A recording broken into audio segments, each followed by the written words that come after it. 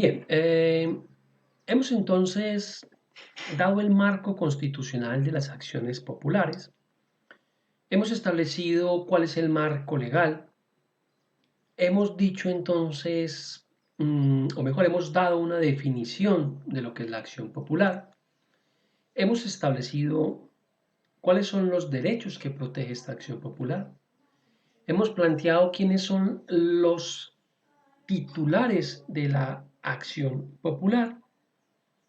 Y hemos dicho cuál es ese carácter público y preventivo que tiene la acción popular. Vamos ahora a revisar entonces un poco cuáles son los requisitos que se necesitan para presentar una acción popular. Bien, el primer requisito que necesitamos es identificar cuál es el derecho colectivo que se amenaza o se vulnera, ¿cierto? Vamos a poner un ejemplo. Supongamos que estamos entonces nosotros en nuestro edificio donde nosotros vivimos y contiguo a este edificio se está adelantando la construcción de un centro comercial. Claro, y la construcción de este centro comercial pues ha empezado a generar algún tipo de lesiones a las viviendas y una serie de situaciones que afectan a una comunidad determinada, no sé, al barrio, al conjunto donde nosotros estamos viviendo. Pues que tenemos que nosotros identificar cuál es ese derecho o interés colectivo amenazado o vulnerado.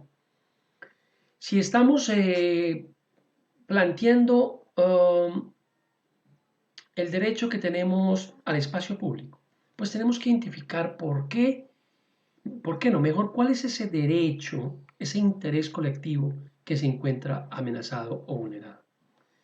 Que vivimos en una comunidad apartada del casco urbano, necesitamos saneamiento básico de luz, agua, pues esos son los derechos que hay que identificar.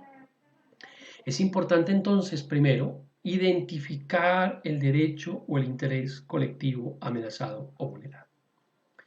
Una vez tengamos identificado ese derecho amenazado, debemos entonces indicar los hechos, los actos, las acciones o las omisiones que motivan su petición. Me ocurre otro ejemplo, un municipio donde en la actualidad no se estén cumpliendo o no se estén realizando acciones tendientes a contener la propagación de la pandemia del virus COVID-19, pues lo que tenemos que plantear es los hechos. Entonces, en la identificación de los hechos, deberemos entonces identificar que ha habido una pandemia, que esa pandemia ha empezado a avanzar a nivel mundial, que el gobierno central ha tomado unas determinaciones con respecto a lo que se debía hacer, que ha decretado un aislamiento total para que se pueda contener el virus y que en el municipio X donde habitamos, el alcalde municipal o la Secretaría de Salud o qué sé yo, no están tomando las decisiones y no están haciendo las acciones que el gobierno central ha dispuesto o que están omitiendo cumplir con unos protocolos que se exigen en estos casos para contener el tema del virus. Pues bien, esos son los hechos que hay que narrar claramente. ¿Cuáles son esos actos, esas acciones, esas omisiones que están motivando mi petición, que están motivando mi acción popular? Si estamos diciendo que necesitamos una construcción de una carretera para poder conectar la ruralidad con el casco urbano, pues habrá que decir entonces que estamos ubicados en cierto sitio, que de tal sitio a la cabecera municipal hay tantos kilómetros, que se requiere entonces urgentemente la construcción de esta carretera, que esta carretera beneficiará a todos los campesinos que viven en este sector, que esto ayudará para sacar los productos, etcétera, etcétera, etcétera. ¿Y cuáles son las acciones u omisiones, perdón, que motivan esa petición? Pues hombre, que el alcalde, a pesar de haber presupuesto, no ha querido, no ha hecho las gestiones para publicitar la construcción de la carretera, etcétera, etcétera. Lo tercero que debe ir en esta petición es una enunciación de las pretensiones. Si ustedes van viendo a pesar de que todavía no han trabajado el derecho procesal, van a ir encontrando que estos requisitos se acomodan, se asemejan a aquellos elementos básicos, a aquellos elementos sine qua non que requiere una demanda de una autoridad judicial, en este caso del juez, al cual se le demanda la protección de unos derechos, en este caso, ¿cuáles? Los derechos colectivos amenazados o vulnerados. Entonces, ¿qué es lo que pretendemos? Lo que pretendemos es que cese la amenaza o la vulneración del derecho, en el caso de que sea una cesación o vulneración, o que se realicen cierto tipo de acciones tendientes a qué? A la protección, ¿cierto? A la protección de estos derechos que nosotros tenemos. Bien, bueno. Lo que sigue, lo siguiente entonces es, después de establecer los hechos, ¿cierto? Los hechos que tenemos, establecemos entonces las pretensiones, ¿cierto? Estas pretensiones. Allí también tenemos que colocar entonces los titulares de estos derechos, a quienes son, si los conocemos obviamente, los titulares de los derechos, y debemos colocar también, la indicación de la persona natural o jurídica, o mejor, la autoridad, que se presume es responsable de la amenaza o del agravio, ¿cierto? Si fuera posible identificar, o por lo menos que si no la podemos identificar, sea identificable. O sea, yo no puedo colocar una acción popular contra, no sé quién será quien es responsable de tal acción, tengo que por lo menos determinar, ¿cierto? Uh, una entidad, o sea, es la alcaldía municipal, o sea, no tengo el dato del alcalde, pero pues sé que es la alcaldía la que le corresponde, sé que es la secretaría, sé que es a tal ministerio, pero tiene que ser determinable, que pueda yo por lo menos dar luces a quién le corresponde cumplir con esa obligación de protección de este derecho colectivo y a quién es el que está amenazando o agraviando nuestro derecho colectivo. Bien. Debemos poner entonces que las pruebas que pretendemos hacer valer. Claro, si digamos es en el caso del espacio público, en mi comunidad hay unos extranjeros que han invadido el espacio público, hay unas personas sin domicilio fijo o personas en calle que llaman acá, lo que llamamos aquí en Colombia. Entonces estas personas han invadido las aceras, han invadido la calle, han creado unas carpas, pues a estas personas son, pues, no sé, habrá que tomar unas fotos, habrá que hacer un video, habrá que demostrar también ese tema de la invasión. Bien, ¿qué es lo que hay que poner?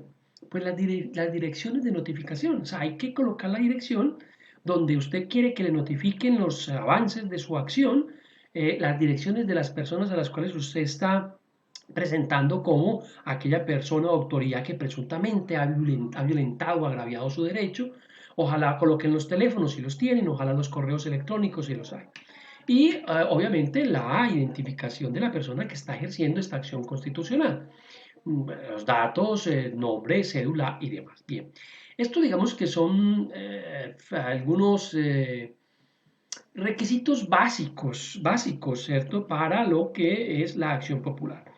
Una identificación del derecho, una identificación de los hechos, unas pretensiones, una persona que se identifica que es la que genera la vulneración del derecho o el agravio, la prueba que se pretenda hacer valer, si la hay, desde luego, y las direcciones de notificaciones. Bien, estos son, digamos, los requisitos que debe contener ¿qué? La solicitud de la acción popular.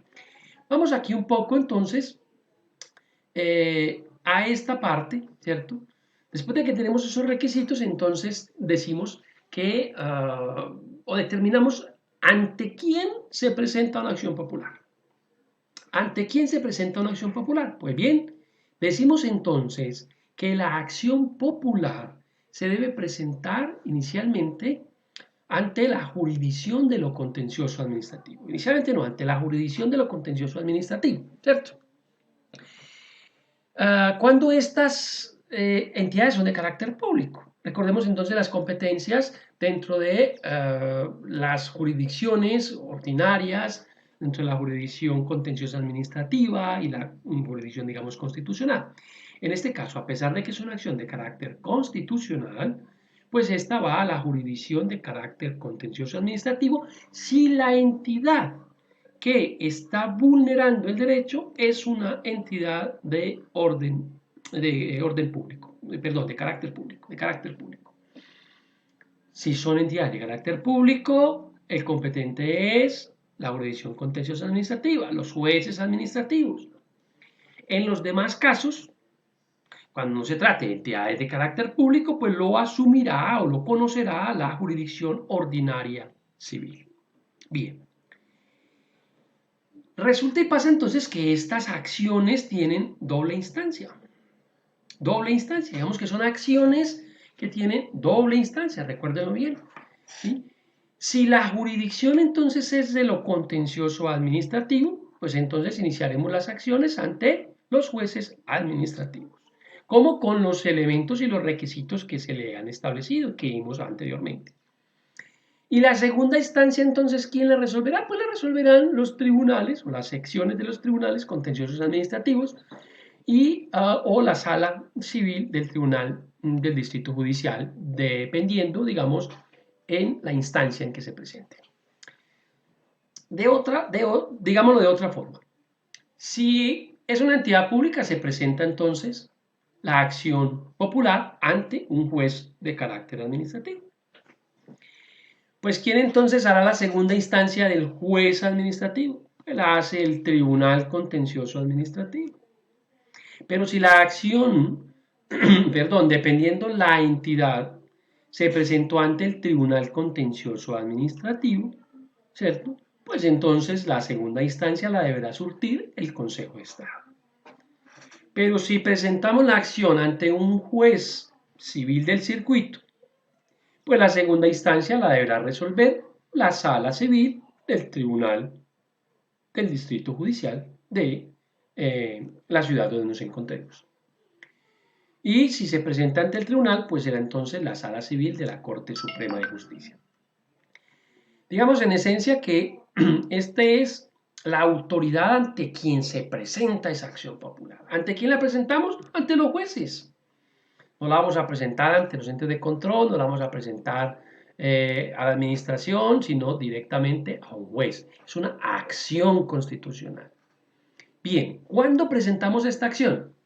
Pues esta acción la presentamos en cualquier tiempo mientras dure o subsista la amenaza o el peligro o la vulneración al derecho o al interés colectivo.